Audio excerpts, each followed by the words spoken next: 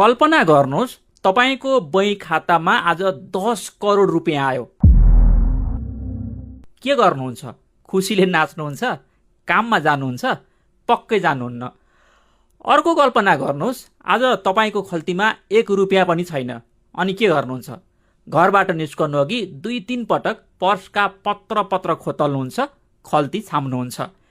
पैसा हुँदा के हुन्छ र नहुँदा के हुन्छ थाहा पाउनु भयो नि पैसाको शक्ति। यही पैसालाई हामी नेपालीले एउटा रमाइलो नाम दिएका छौं, गाँठ। आजदेखि हामी उज्यालोमा नयाँ श्रृङ्खला सुरु गर्दैछौं, गाँठका कुरा। कुरा पैसाको हो, गाँठको हो, तर गाँठको कुरा केवल पैसाको कुरा होइन। यो हाम्रो पसिना, परिश्रम, बचत, खर्च, सपना, ठगी, महँगी र जीवनको कुरा हो। तर पहिले गाँठकै कुरा। पैसालाई आखिर गाँठ किन भनियो?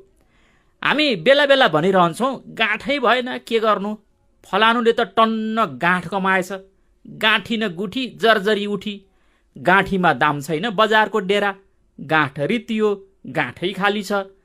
गाँठ भनेको त डोरीको गाँठो पनि हो, कपडाको गाँठो हो, पोको पनि गाँठै हो। त्यसो भए पैसा कसरी गाँठ बन्यो त? आजभन्दा हजारौं वर्ष अघि फर्कौं। त्यो बेला बैंक थिएन, चेक थिएन, टोकन थिएन, एटिएम थिएन, मोबाइल बैंकिङ कल्पनामै थिएन। स्क्यान गरेर लेनदेन गर्ने कुरा त गाँठ चलाउनेको दिमागको कुनै तन्तुमा सलबलाएको पनि थिएन। तर त्यो बेला पनि गाँठ थियो। त्यसो भए उबेलाका मानिसले कमाएको पैसा कहाँ राख्थे त? महिलाले धोतीको फेरोमा बाँध्थे, पुरुषले दौराको फेर वा कम्मरको पटुकामा गाँठो पार्थे, व्यापारीले कपडाको सानो पोको बनाएर सिक्का राख्थे, यात्रामा निस्कँदा सुरुवालको इँजारमा गाँठो पार्थे। त्यो बेला सबैको आफ्नै बैंक थियो। त्यो बैंक धोतीको फेर, कम्मरको पटुका, सुरुवालको इँजार जस्ता कसैले थाहा नपाउने गरी लुकाउने ठाउँ थियो। त्यही गाँठोमा पैसा सुरक्षित हुन्थ्यो। त्यसैले मानिसले भन्न थाले, गाँठ सम्हाल, अर्थात् पैसा सम्हाल। समय बित्दै गयो, पैसाको गाँठो खुकुलो भयो। बैंक आए, सिक्का र नोट आए, एटिएम आयो, वालेट आयो, मोबाइल बैंकिङ आयो, तर गाँठ शब्द मरेन। आज पनि हामी भन्छौँ गाँठ खाली भयो। गाँठ या पैसाको बारेमा धेरै उखान छन्। जहाँ धन त्यही मान, पैसा भए ऐसा हुन्छ, पैसा हातको मैलो हो। यी उखानमा अनुभव छ, तर कहिलेकाहीँ व्यङ्ग्य पनि लाग्छ। किनभने पैसा हातको मैलो हो भन्ने मान्छेले पनि तलब ढिलो भयो भने पैसा आयो कि आएन भनेर मोबाइल बैंकिङ खोल्छ। बजार जाँदा तरकारीवालालाई पैसा छैन, म त असल मान्छे हो नि भनेर तरकारी पाइँदैन। पेट्रोल पम्पमा म इमान्दार नागरिक हुँ नि भनेर इन्धन भर्न पाइँदैन। अस्पतालले बिल दिन्छ, नमस्कार गरेर पैसा छैन भन्दा सित्तैमा उपचार गर्दैन।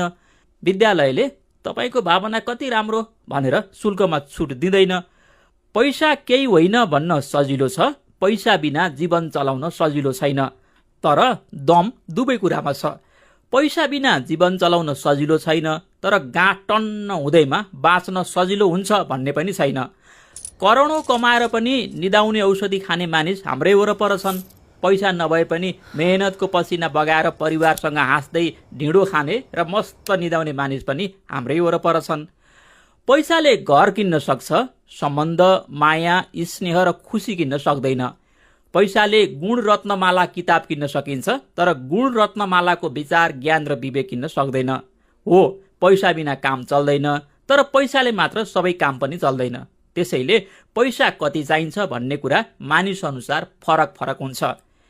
एकछिन गम्नुहोस् त, हामी बिहान किन उठ्छौँ, काम किन गर्छौँ, व्यापार किन गर्छौँ, विदेश किन जान्छौँ, सकी नसकी काम किन गर्छौँ? उत्तर एउटै छ, गाँठ अलि बलियो बनाउन।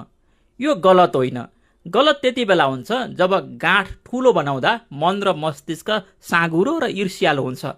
जब पैसाले मान्छेलाई चलाउन थाल्छ, जब सम्बन्धभन्दा रकम ठुलो हुन्छ, जब इमानभन्दा आम्दानी ठुलो हुन्छ, त्यो बेला गाँठ भरिन्छ, तर जीवन रित्तिन थाल्छ। त्यसैले गाँठका कुरा पैसा गन्ने श्रृङ्खला मात्र होइन, यो पैसा बुझ्ने श्रृङ्खला हो। यहाँ हामी पैसा कहाँबाट आयो भनेर मात्र होइन, पैसा किन आयो भन्ने पनि बुझ्नेछौँ। कसरी कमाउने, कसरी जोगाउने, कसरी बढाउने, कसरी ठगीबाट बच्ने, किन केही मानिस सधैँ पैसाको अभावमा हुन्छन्, किन केहीले थोरै कमाइमै सुखी जीवन बिताउँछन्, महँगी किन बढ्छ, बैंक, सहकारी, बिमा, सेयर, कर, लगानी यी सबै कुरा सरल भाषामा बुझ्नेछौँ। अन्त्यमा एउटा कुरा, जीवनमा गाँठ चाहिन्छ, तर गाँठभन्दा ठुलो कुरा इमान हो, गाँठभन्दा ठुलो कुरा सम्बन्ध हो, गाँठभन्दा ठुलो कुरा स्वास्थ्य हो र गाँठभन्दा ठुलो कुरा ज्ञान हो। किनभने ज्ञानले गाँठ बनाउन सिकाउँछ, तर गाँठले मात्रै विवेक र ज्ञान किन्न सक्दैन। एउटा प्रश्न तपाईँका लागि, तपाईँको विचारमा गाँठ ठुलो हुनु महत्त्वपूर्ण हो कि गाँठ चलाउने बुद्धि ठुलो हुनु महत्त्वपूर्ण हो? आफ्नो उत्तर कमेन्टमा लेख्न नबिर्सनुहोस्। गाँठको कुराको अर्को भागमा हामी एउटा रोचक कुरा गर्छौँ। कल्पना गर्नुहोस्, एक दिनका लागि संसारबाट सबै पैसा गायब भयो भने के हुन्छ? अनि त्यसैबाट बुझ्नेछौँ पैसा आउनु अघि संसार कसरी चल्थ्यो। गाँठको चिन्ता होइन, गाँठको चिन्तन गर्न अहिलेलाई म पनि बिदा हुन्छु। नमस्कार।